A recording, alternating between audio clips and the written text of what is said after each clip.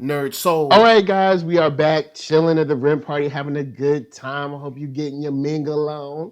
You know what I'm saying? Get a little sip if you're old enough, and if you're young enough, maybe you got a little Kool-Aid. But of course, we got the folks here with us to get into another fun panel. Of course, right over here, I got Quinn McGowan. Right over here, I got, of course, Jason Reeves chilling. Hey. But we got a whole host of other folks. Plus, Nerd So Light came up in here. You know what I'm saying? I don't even think he's done eating his food, but he's over here anyway. So we're going to start from the bottom and roll to the top. At the bottom, Jensen J. Stark, introduce yourself. What's going on? I feel honored to be back again. I haven't been on in a while. Jensen, man, J Stark 1906 on Instagram, TikTok, J Stark 1906, Creative Jensen World Podcast and YouTube and Facebook page. Man, I'm honored to be back. All right, and of course, Gamma Ray, what's up? Hey, it's your girl, Gamma Ray, lawyer by day, cosplayer by night, and occasional demon slayer on the weekends. Again, thanks for having me back. You know, I love communing with my fellow blurs, having a good time. This was up. Dedren, say what's up. Hey, good day, y'all. This is Dedren Snead here with Subsume and Sorghum and Spear. Hoping y'all are doing well and appreciate the opportunity to be here with y'all yet again. All right. And Robert Jeffrey. Hey, Robert Jeffrey here in Atlanta, creator of Route 3, Bind to Avenge, and co-creator of the 133 Art Published, The Crossing series, and happy to be here. Last but not least, Ninja Yoyo. Yo, it's your girl, Ninja Yoyo, coming to you live from Baton Rouge, Louisiana, although I will be relocating soon, but yet still south adjacent in Virginia. Oh, snap, VA, what up? Yeah. I cosplay and create content and apparently snatch souls. Thus the villain Jujutsu Kaisen. Sometimes you gotta do that. Well, this panel is interesting because we're talking about the South.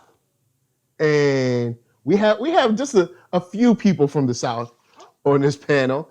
If we could, let's go in and shout out where we're from. Starting with Quinn. You know what I'm saying? You down in the South, what's up?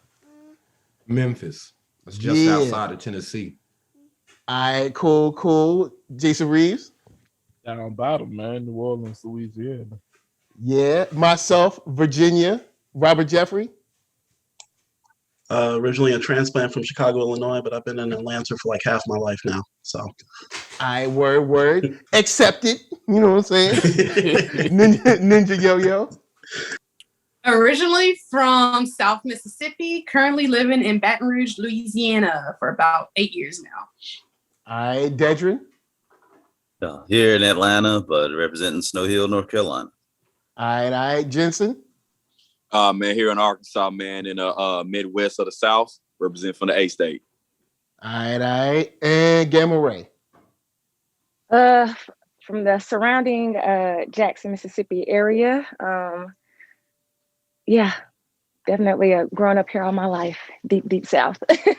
Yeah, so of course, this is the South got something to say. There's an interesting energy that comes from the South. I'm gonna throw this out. Give it to Dedren first, and then of course the rest of the panel can take it.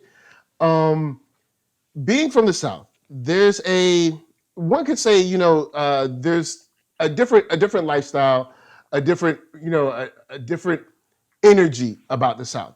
Do you feel there's a certain perspective that's like vastly different that you use to approach, your work in the space of, like writing, art, or just basic telling stories, even if it's not going to be in a particular book?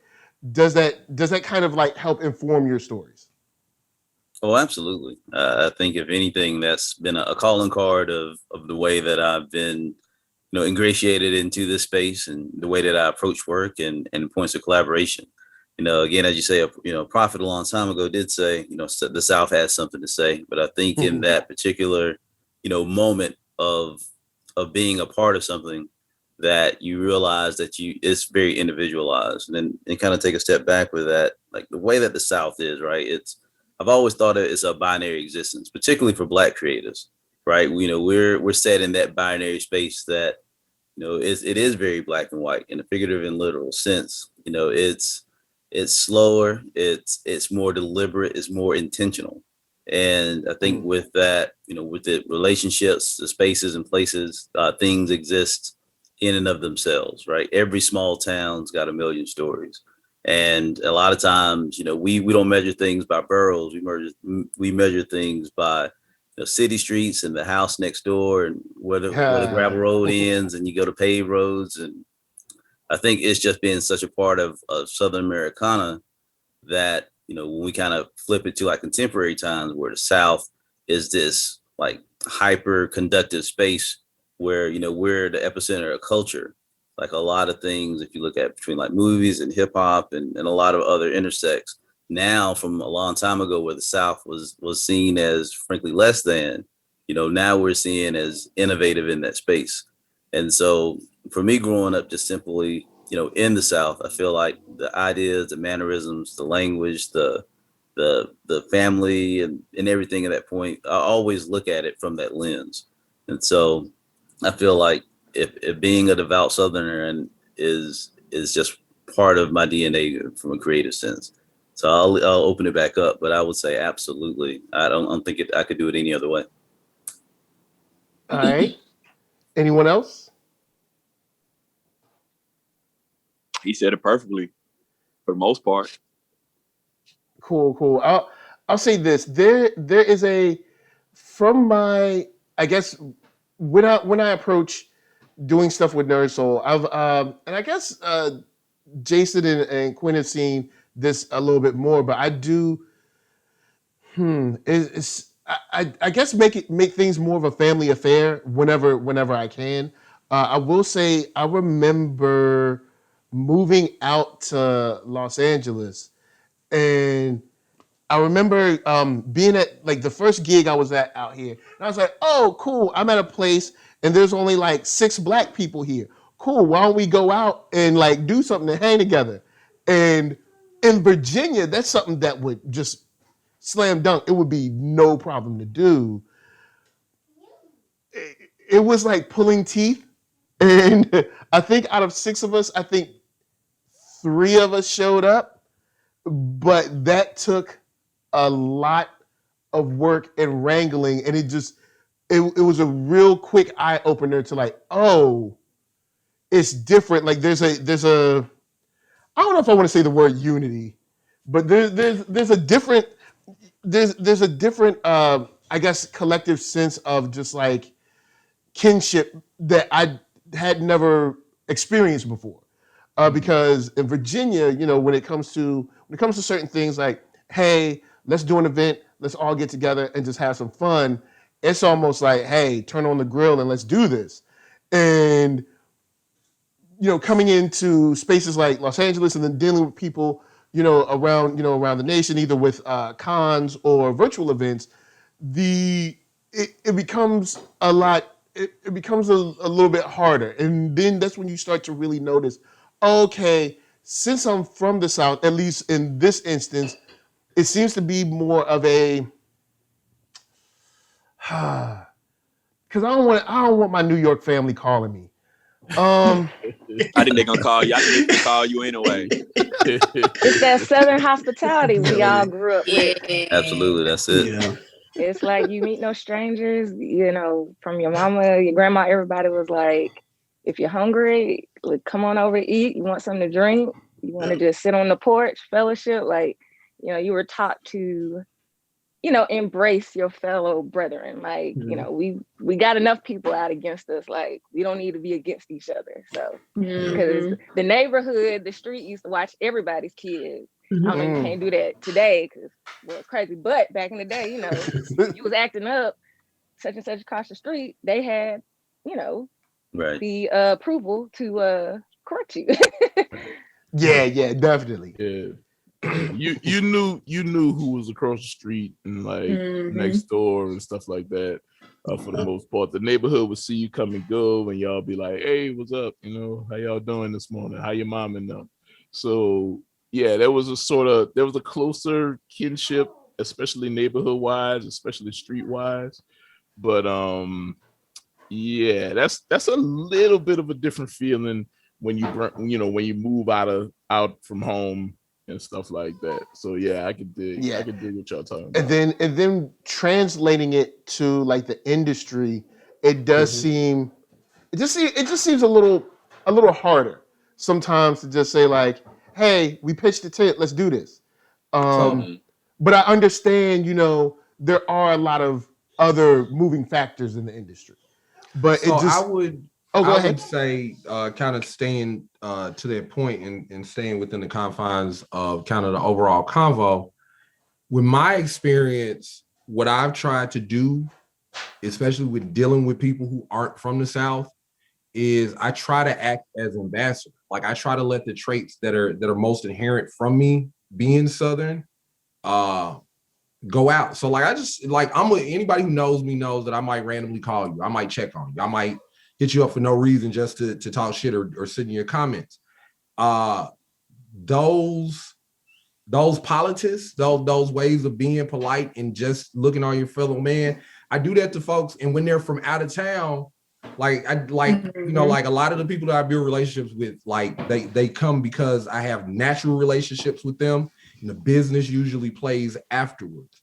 But back to the title of our event, all praise be to the Prophet Andre 3000. May I be blessed to catch him playing flute at my local airport or grocery store.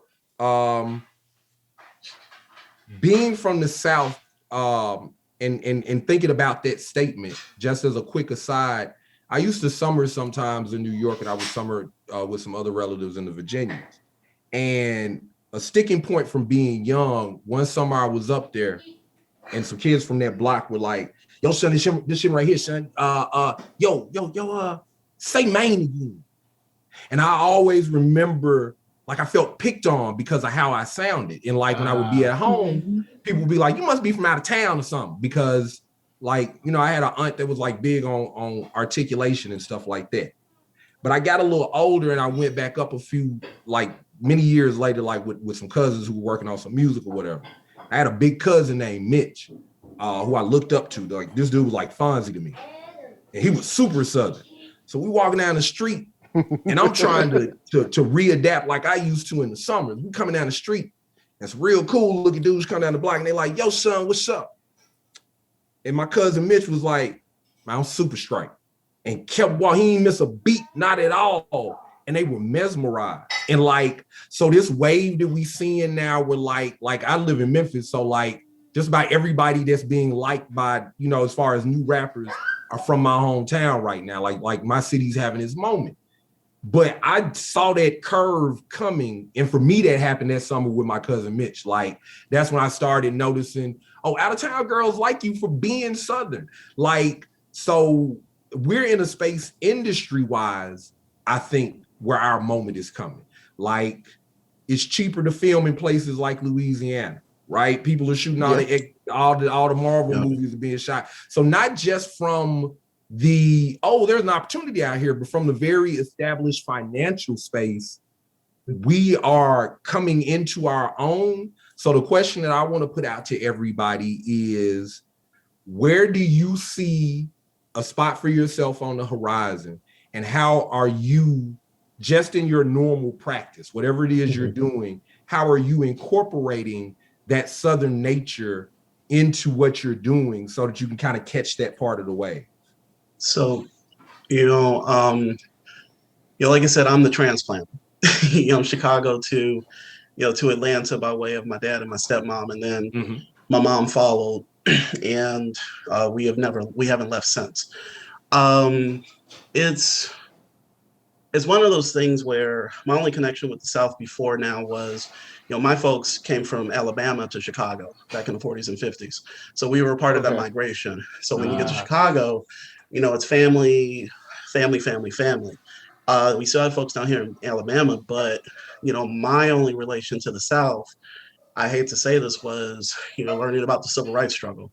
It just was what it was. Or they might tell you stories about, family back in Alabama, but we had never traveled down there. So the first time I came to Georgia, for me, it was like a like my mind was blown, specifically because within the city of Atlanta, and I will emphasize this, Atlanta, not the perimeter, Black folks were running ish. They were like coming from Chicago, which is, if you were from Chicago, you know about the dailies. You know about the Irish control politically on that city. My mom's from racially, the South Side, so yeah. Exactly, yeah, Southside Chicago. Yes, so it was a white racist regime running that city for many years. And it still hasn't changed, to rest in peace, Laquan McDonald. And I still got family up there.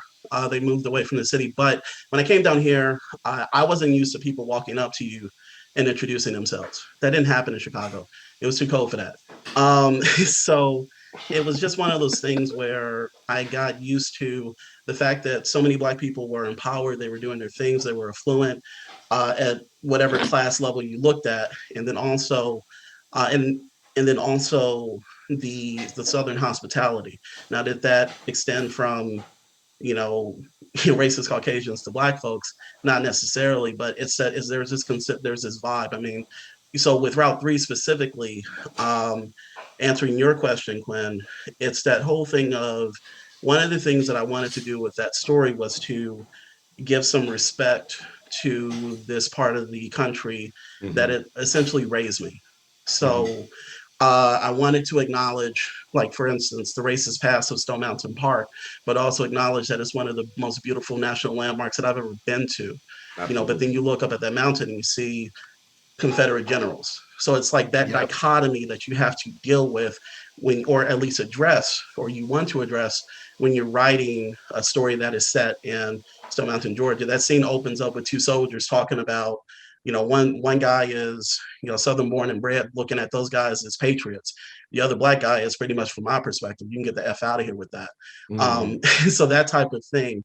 The other thing I wanted to do with any comic books that I wrote, and it extends to Mine to Avenge, I want our stuff to be placed in the South, because I love Chicago. I love New York, product of two. My dad was from New York. My mom was from Chicago.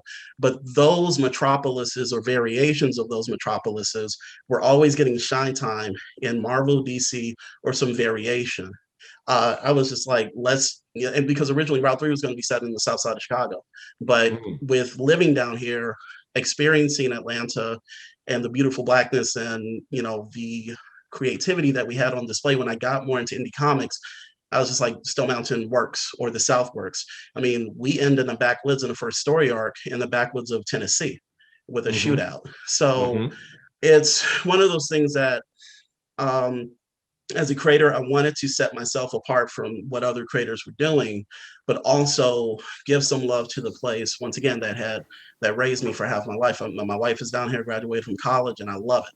So, but that's one of those things that I feel that people, us as comic creators, as blurs in this space, celebrate, like Andre 3000 did.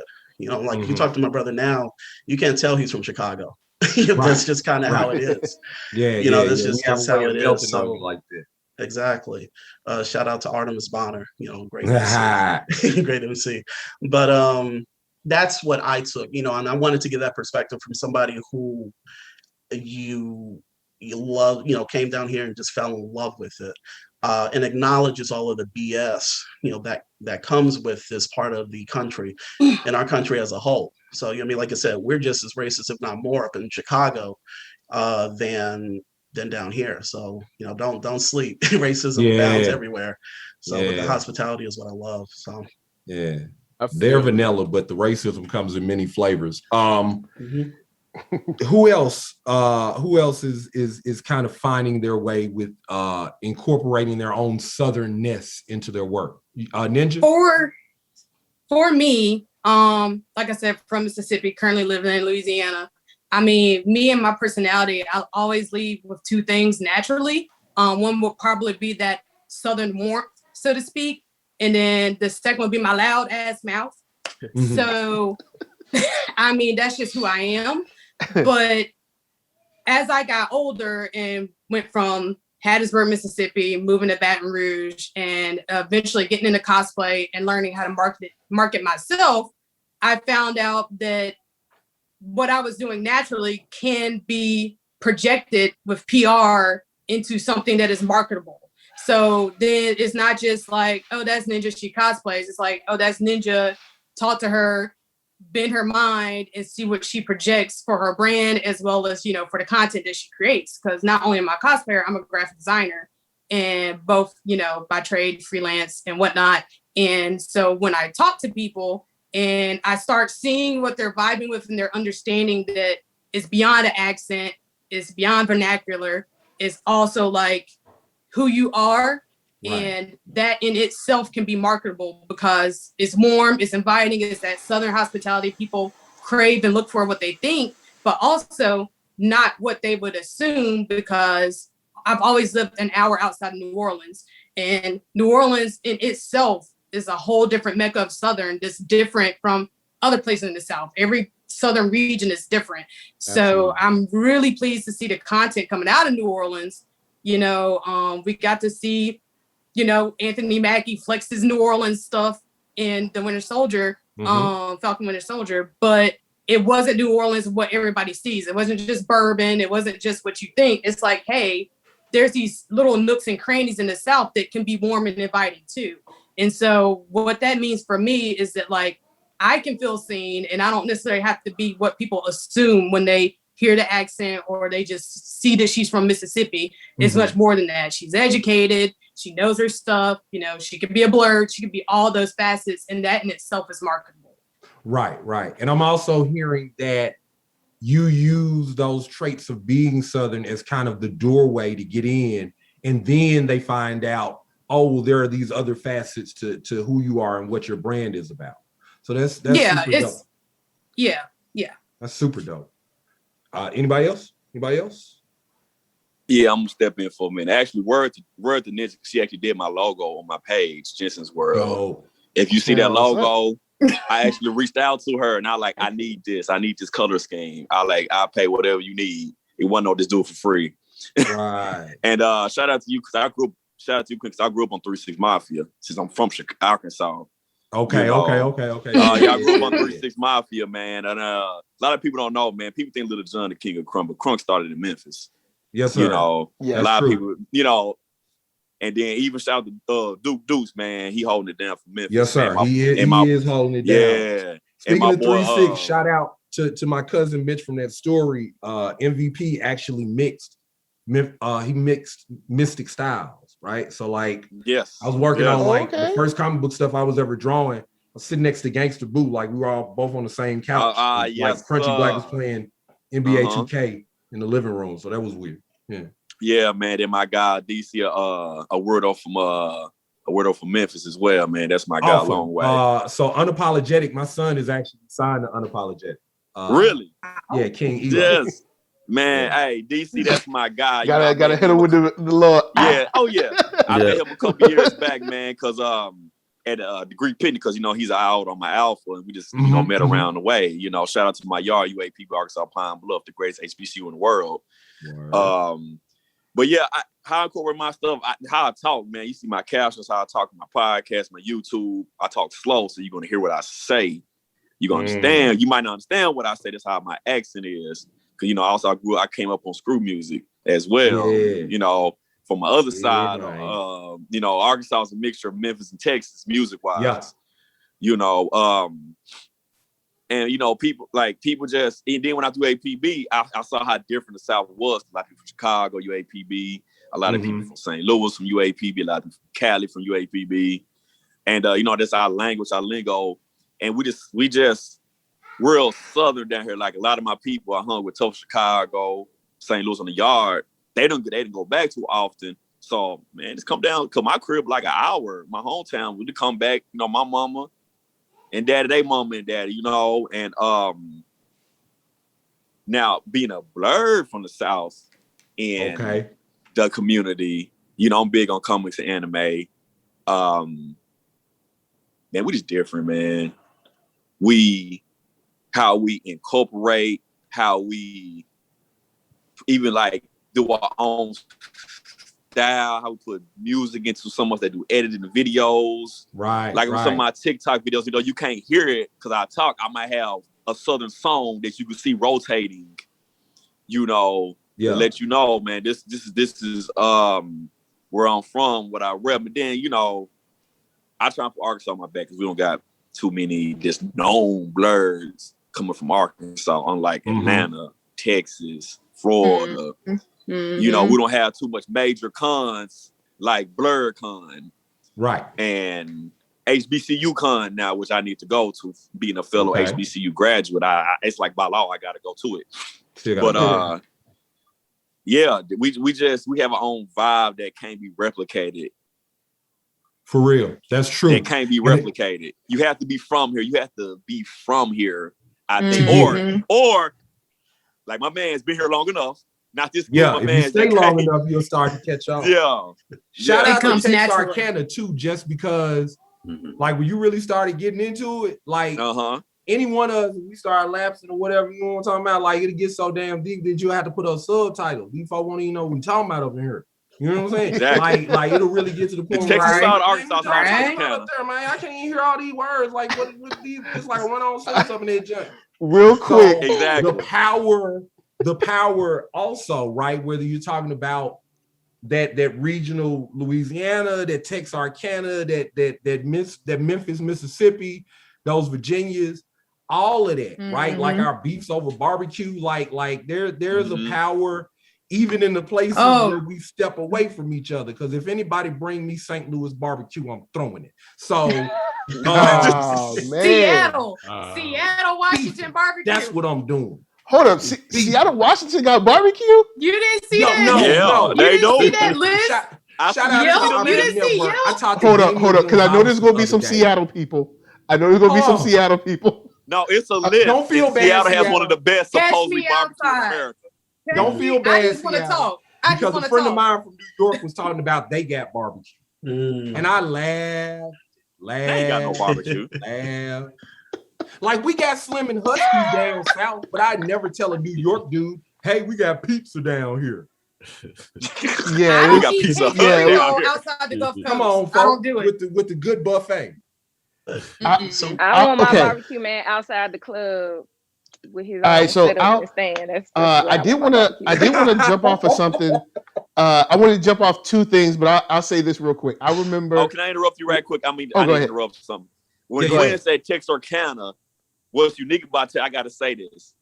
It's Arkansas and Texas, but it's a line, a road, where if you step over one side, you're in Texas, and you step on another side, you're in Arkansas, literally just like that. That's where the state line is. So they called it Texarkana. Anybody didn't know. I meant to throw that out there when he said Texarkana. Yeah. All right. Okay, so go ahead. When Quinn was talking about, like, you can slip into it real quick, I remember I was answering phones for Comcast. I was at the call center, and I remember this guy called in. He was angry. And he said, "Y'all out here, y'all done charged me over about y'all done came through here about $200." And I was like, that's $200. But I got you. I got you. I'm accredited back. I'm glad you got me on the phone, because when I heard it, you was sounding like my uncle, and I thought you was like chewing tobacco or something at the same time and trying to be on the phone, but I got you.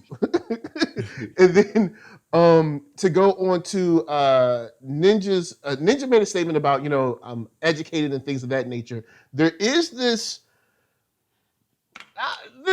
little like stereotype. kind of feel at times of the Southern person being uneducated. I guess starting with Gamma, since you're from the South, do you ever feel like you're overlooked in some ways that are mostly tied to kind of like your intelligence or something like that? Like, oh, you're from the South, or you don't know enough, or you don't, something to that extent. Oh yeah. Especially, career-wise, or just any kind of professional setting, engaging with others. There's always the discussion on where'd you go to school, where'd you grow up?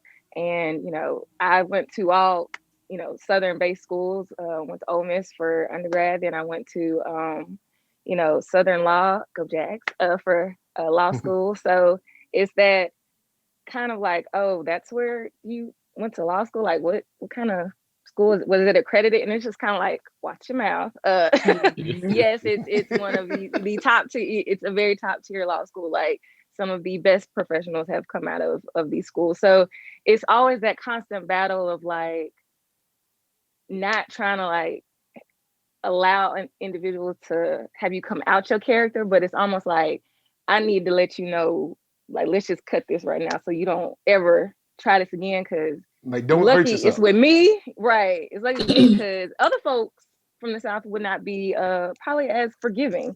So yeah, it's just that it's like that constant, it's just, I don't know about y'all, but I'm tired. It's like we're having to prove, our worth. I mean, it's like, I always credit it back what Papa Pope said. You got to work twice as hard to get yes.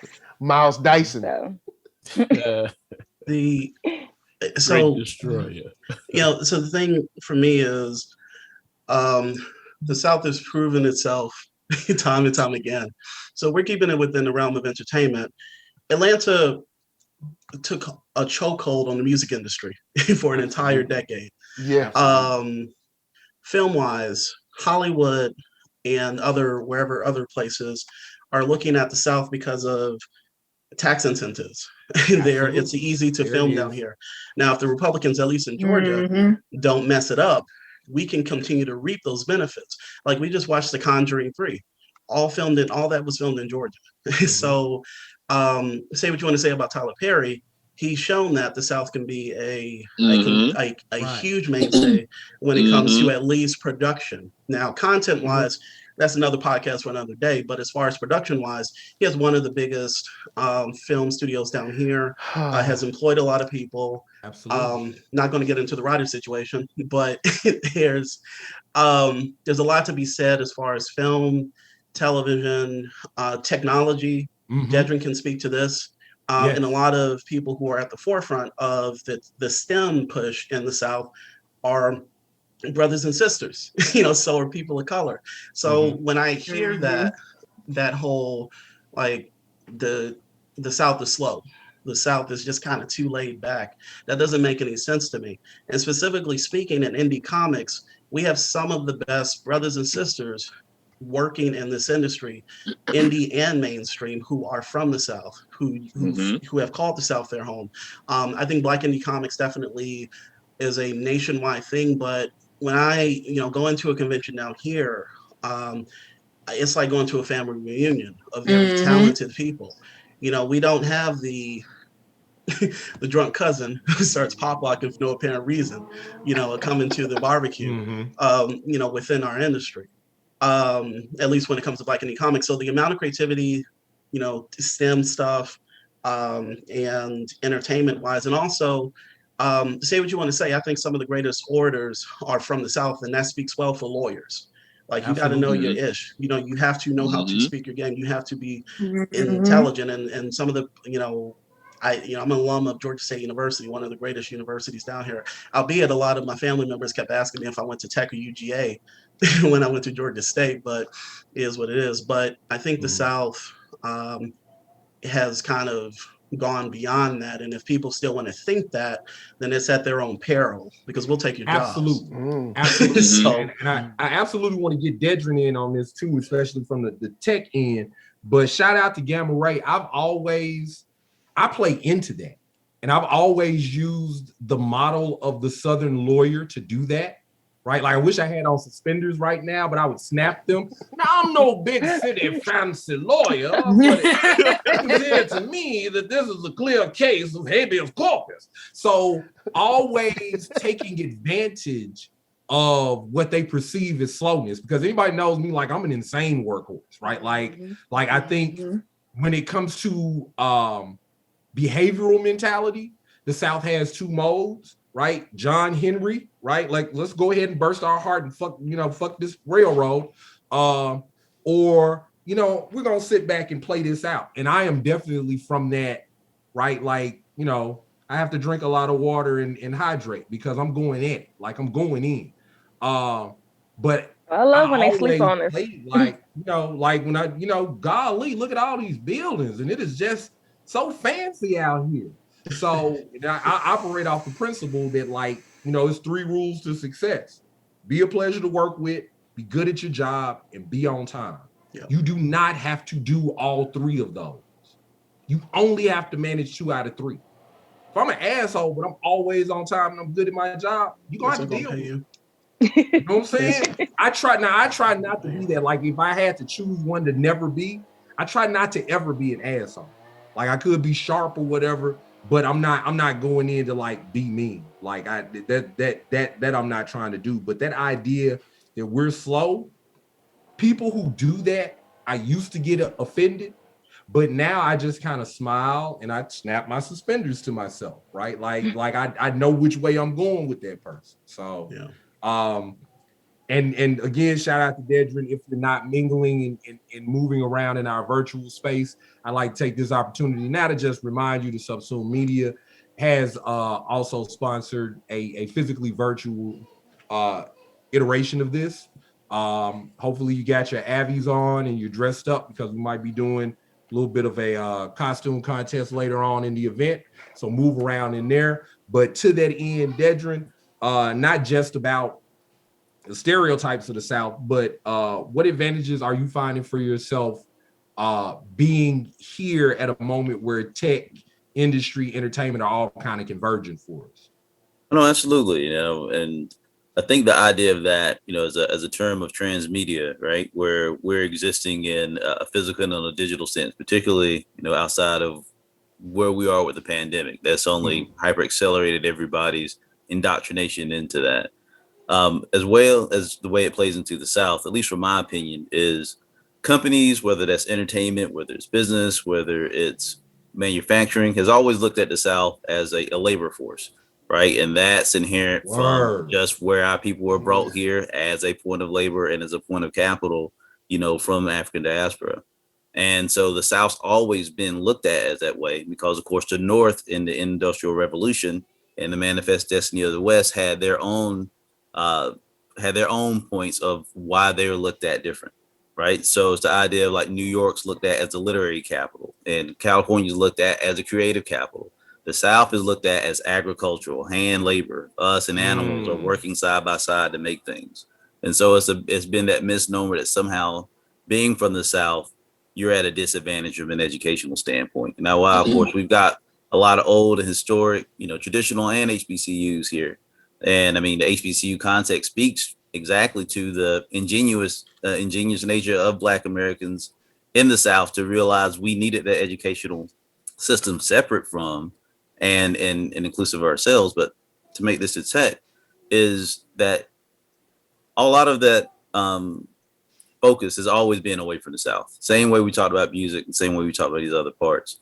But the way that it's coming together now, a lot of those traditional bastions are fading away. You don't have to be in New York to be a literary agent. You don't have to be in California to be a producer. You don't have to live in, any particular space or place. Now, if to your point, Quinn, if you got 2 out of 3 of those points and strong internet, you can pretty much be anything you want to be right now from your living room, right? You can launch a SpaceX rocket from your couch if you're smart enough in mathematics and have a strong enough Wi-Fi signal. So, I mean, that's just where we are in that space. So technology's really leveled the playing field. And again, that, like you said, if you're sleeping on the South, this is what's going to happen. Is we're going to, the South in Atlanta is the leader for financial technology. So all the things that go around Bitcoin, Atlanta is called Bitcoin Alley because everything around cryptocurrency and blockchain runs through Atlanta. Most people don't know that. And then likewise, it's just leaders in AI technology and all these other points are predominantly either, if not Black, from African or from diaspora descent. I mean, that's where a culture of all of that's really being put and placed into the South. And it's just a sense of all things being equal. I think some of the things that we talk about, our sense of camaraderie, our sense of community, and just the survival tactics that I think that that's just built into the places and spaces we still exist here. It puts us at an advantage. And I think that advantage is slowly but surely being realized. And from a tech standpoint, I think it's just where in the South, we just know how to do more with less, right? It's just where we've limited resources, limited capacity, and just the overall, we get the vintage AAA version of racism here in the South, right? It's built into the building. It's on the names. It's on the streets. It's in our last names. Like exactly, we get the best of racism, right? It's like it's straight from the tap. So the problem there is, but we know how to work, circumvent, and combat that because it's been like that since we've been here. Now California and these other parts, because they've been more indoctrinated and set for culture. The South really didn't have that, and so the South literally was, it's the original 13 colonies, right? That makes up a lot of this portion of what we're talking about are like centric parts of the South, and so. Just to flip it back to technology is all that's being erased, at the speed of light, because now it's just, if we're in the tech, we can be independent and interdependent at the same time. And so like for our stuff with Subsume, that's where my thought was, obviously being in comics and being in the space to be able to tell stories, but make sure stories translate to a digital sense. It translates into the code of tomorrow, which is, what computers are going to eventually look back at us and try to determine what makes us Southern, right? Computers try to listen to what we, listening to us right now, looking at the content we make, look at how we're putting a digital imprint into it. That Southernness is being digitized. And that's the idea of it's a commodity, right? And it's going to be looked at as such. And it's an advantage that, we can do things and move in a way as a community that a lot of other communities still don't get a chance to do. And so that's all to some to say is like, we're the Southernness that we have is being written into the code of tomorrow. And I think really we're at a great opportunity, and we're seeing some of that interest now from all these other places that are trying to figure out exactly what's going on in the South, right? It seems like it's a new manifest destiny to discover where you just came from, right? Everyone's went everywhere else in the world from the South in kind of a American sense. Now it's like we're trying to rediscover this new South. And so, tech's just a part of that conversation. Yeah, that's what's up. That's beautifully stated.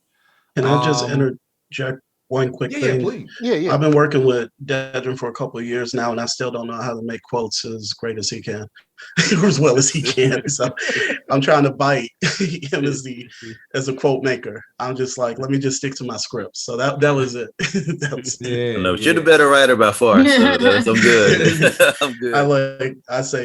I write for whatever. So there, I can't even speak. So there you go. Well, it was beautifully stated. And to that end, with the panel being the South has something to say, I just wanted to, with the last few minutes that we had left, unless my other cohorts have some particular questions, I wanted to give everybody an opportunity to, in their own Southernness, kind of just express the thing that they want to say, whether it's what they got coming for the future, any projects that they're putting out, any message that they want the world to be able to consume from this Southern space, or as Dedren put it, for the computers to listen to and digitize. Yep. So whoever wants to go first. I'll take that, I guess, kind of start. For me, it's about, I'll say this, growing up as a blurred in the South, where honestly, I didn't even know I was a blurred until I was an adult, even what that was. That's what I was as a child. But, growing up, being interested in anime and all the weird geeky things and video games and stuff, it was very lonely because there was nobody else that I felt like I could just relate to. So for me, it's really important now that I feel like I'm comfortable within myself and I'm comfortable expressing myself, and I want to encourage and, support others to do the same, especially when it comes to cosplay, because it is just, it's literally no rules, freedom of expression. I couldn't imagine not having this as a hobby. Like, this is me. This is Rachel Gamma Rae in her, 100% authenticity. So if I'm able to help others as well feel that sense of comfort, like, to me, that's just a I mean, that's really what it's all about in this community. I mean, I remember meeting a little girl at this career fair, and you know, I had my lawyer stuff and my podcast, and then I had my cosplay, and you know, she saw like my pop vinyl figures, and she saw my cosplay, and she was just like, "Wait, like, you like this anime? You like My Hero? You like this?" And she just, I could just see in her face, like, you mean like it's okay even when I'm adult to like this? It's okay for Black girls to like this? Like, I mean, she just went off, started talking, and I could tell she didn't really have anybody else to talk to about that. And I was like, I could relate to that. I know what that's like. And I mean, I wish, you know, I had this know-all that I have now when I was younger, to just be like, forget what everybody says. Don't let anybody, you know, intimidate you or make you feel like you're weird or there's something wrong with you just because, you know, you're different. I mean, you're unique. Embrace that. However you want to express that, whether it's through cosplay, whether it's through content creation, you know, writing, producing music. I mean, the Black community, we by far are one of the most, if not the most, actually, that's what I'm gonna say, we are the most creative and, I mean, just innovative individuals that, I mean, listen, everybody wants to be like us. Everybody wants our rhythm, but they don't want our blues. You know, we'll just leave it at that. But yeah, for me, it's about being able to encourage and help support others so they don't really grow up or feel like they're ostracized or they're alone. Like, let's start early on. Let's not wait till we're all, you know, adults at cons. Like, if we're able to start like literally with kids and the youth, that to be like, don't feel weird. It's okay to read comic books. It's okay to talk about Naruto. It's okay to watch this. It's okay to do that. You know, you can actually turn it into a career. Like, that doesn't mean like you can be an adult and do all these things. So yeah, I mean, I'm a firm believer that it really speaks to me personally. It just touches my heart. So for me in the future, it's just about continuing to just enjoy cosplaying, bringing out content, hopefully connecting, and it'll somehow make its way to a little blurred individual where they might be wondering, like, maybe I just need to continue to hide myself, or maybe I need to put on this facade so I can be accepted. But then they come across some of my content and be like, hey, she's an adult, she's in professional field, but she's also likes all these things. Like, they don't have to be mutually exclusive. Like, you can, that's what makes me. So let's just be happy. Let's be blurred. So you can be yourself. That's your message. Dope. Yes. Anybody else? Jensen? Well, first of all, shout out to your shirt. If people don't know, that shirt NERDSoul is wearing, those letters are Krakoan, this mutant. That's the mutant alphabet. If people didn't know that. Island of Mutants has been started called Krakoa, and that's their language. It's about time. No, that's their language. Like, they don't have the regular A, B, C, D out spelled. That's how they spell their alphabet now. Just throw it out there. I want, me personally, changing even though it's the 2020s, changing the stigma of being a Black nerd, how we are looked at, the portrayal of us still, because, you know, you still get, oh man, y'all don't take showers, man. Y'all don't know good hygiene, you know, and continuing putting content out for the comic community, because now it seems like, now, you know, we got indie comics, a lot more Black indie comics, like a lot more Black comic writers, Black comic artists. At times it feels like we get left in the dust, because I love anime, but the anime manga craze has been crazy. And you see people go towards more the manga and anime, and it's like, yo, someone said our Blacks still love these comics out here as well. And, you know, just keeping it alive. We still doing content, and I put my content on 5 different platforms, comic wise. I don't do them personally, but I talk about them. So just keeping up what we got going on as well. All right, Ninja. Well, for me, if it wasn't for me on my own discovering anime when I was about 11 years old, and thusly from their video games, comics, so on and so forth, I would not be who I am today, even down to my career. If me playing in MS Paint and all that came directly from seeing, Oh man, characters like, you know, Sailor Moon, so on and so forth, and just like wanting to make that version of myself and going on and on and on, and then it evolved into me. And so that inspiration and that influence, I'm excited to see how that impacts the next generation, because we're already seeing when we get unified and when we create things together and stuff like that, how awesome and wonderful the results can be. So if I had this when I was younger, you know, I would have leaned into it earlier on. So it's exciting to see the little blurs out there, what they're going to grow to be. And that in itself will inspire me as I move on, you know, to a new state, new career, new life, whatever.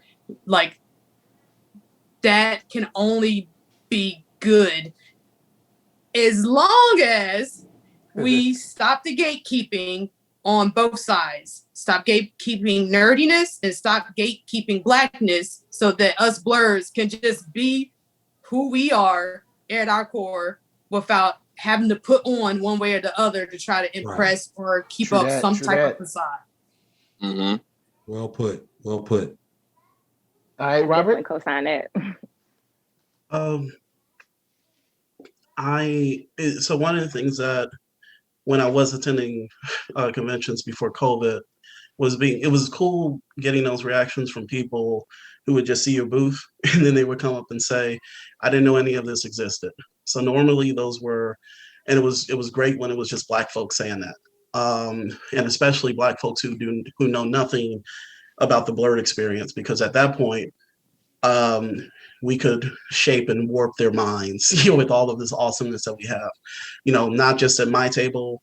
If they bought stuff at my table, or if they didn't, I'd be like, well, there's like 4 or 5 other places you can go if none of this kind of, you know, meets, you know, what you're looking for. But the fact being is that we exist. You know, we are doing this, and it's not an anomaly. I mean, because if it is, it's the longest running anomaly that I've been a part of.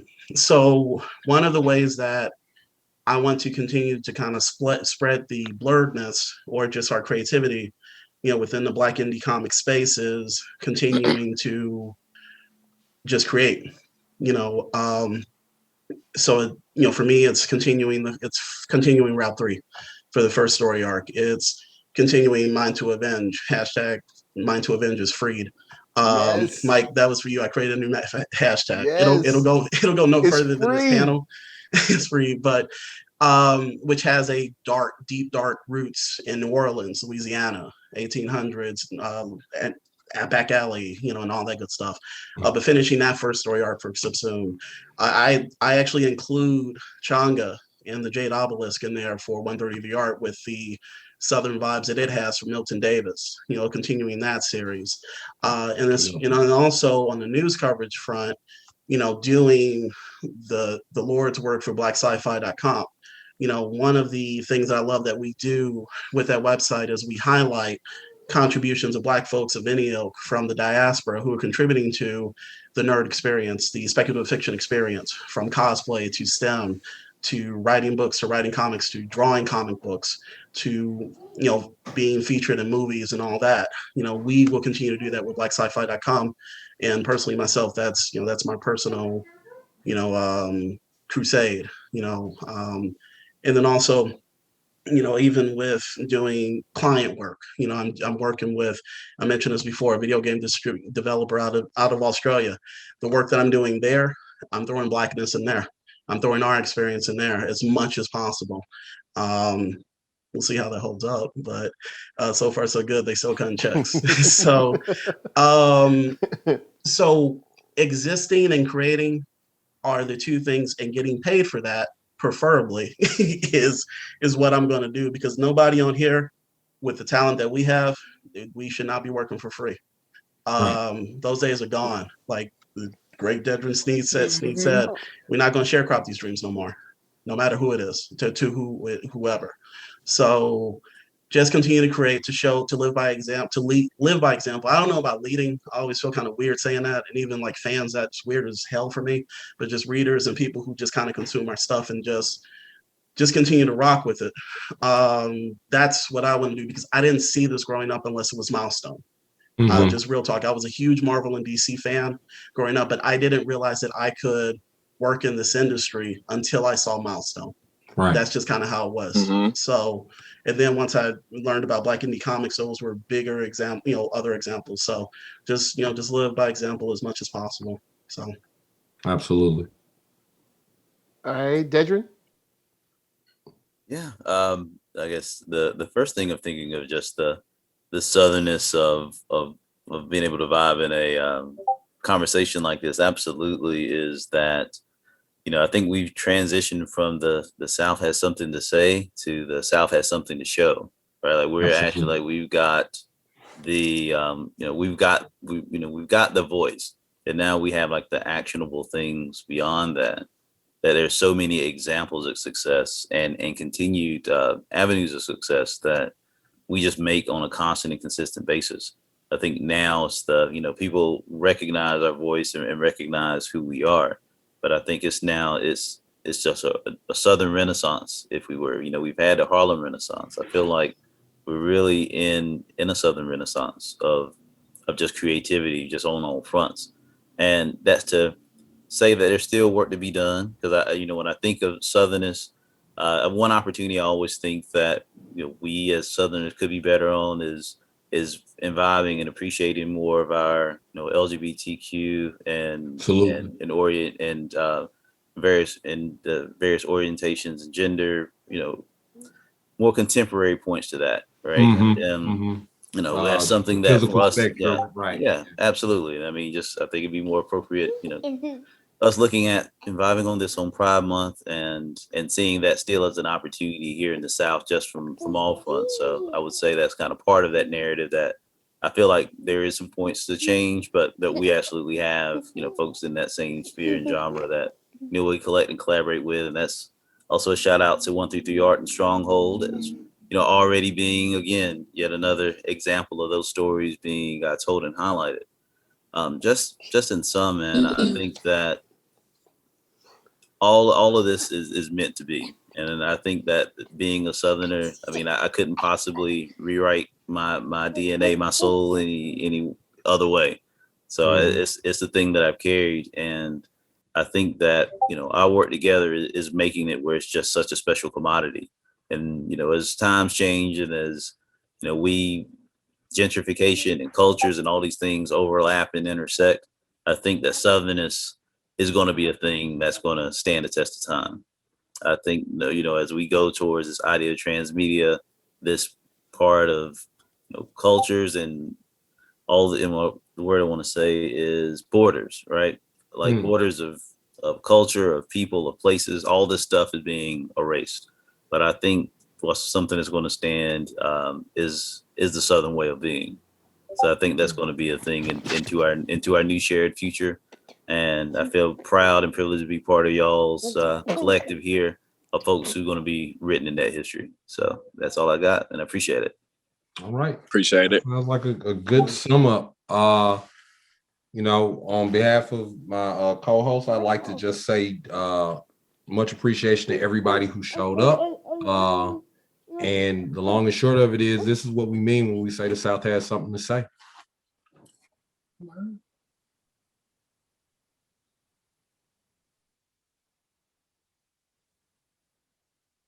Oh, guys. I wish I had his energy. Oh, guys.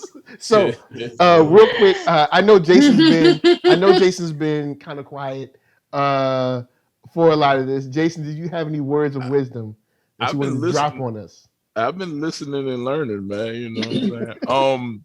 Nah, man. The only thing I would add, and it's literally just adding everything that everybody else said, man. Like when I was coming up, I didn't see New Orleans the way I saw New York. You know what I'm saying? Like New York was everywhere, and that mystique about how complicated and how intricate and how meticulous and how cultural something like that was, especially in a Marvel comic. Like Marvel made New York the hub of superhero activity, and superheroes are my thing, right? So I'm just like, in terms of Stronghold, especially in terms of One Nation, especially in terms of, whatever I work on, Changa, the Crossing, or whatever, I always want to raise the South up. I always want to raise up that sort of, and the misconception is that slow, like we were saying earlier, slow and laid back. Those are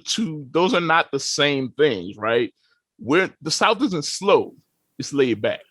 So slow sort of has the connotations of low intelligence, low ability and all that. And we've covered it. But the point is to raise up things from the South, from New Orleans specifically when it comes to me, or Louisiana specifically when it comes to me, and make it into, bring into it that mystique, you know what I'm saying? That complicatedness, that intricacy, the South has mystique, we're just as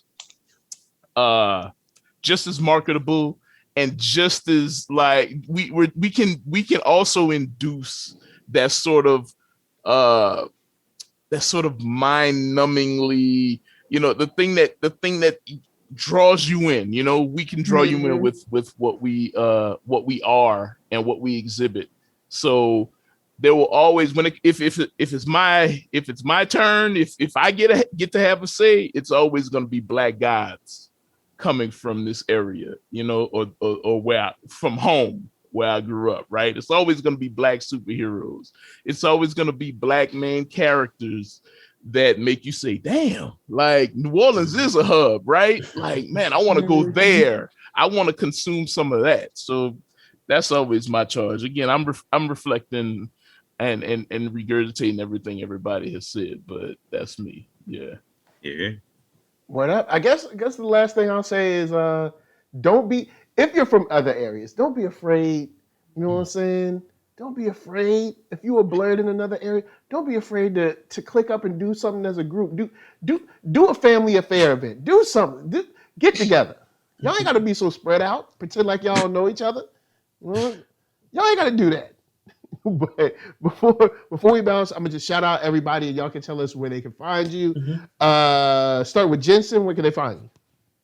If you're on Facebook, Jensen's World Podcast, plus my podcast content, YouTube, comic threads, debates, discussions on TikTok, JStark1906. On my Instagram, JStark1906 as well. And my podcast where I talk my comics, character profiles, stories, comic thoughts on any of your podcast services, Apple, Spotify, and all the other ones. Jensen's World. What up, Gamma?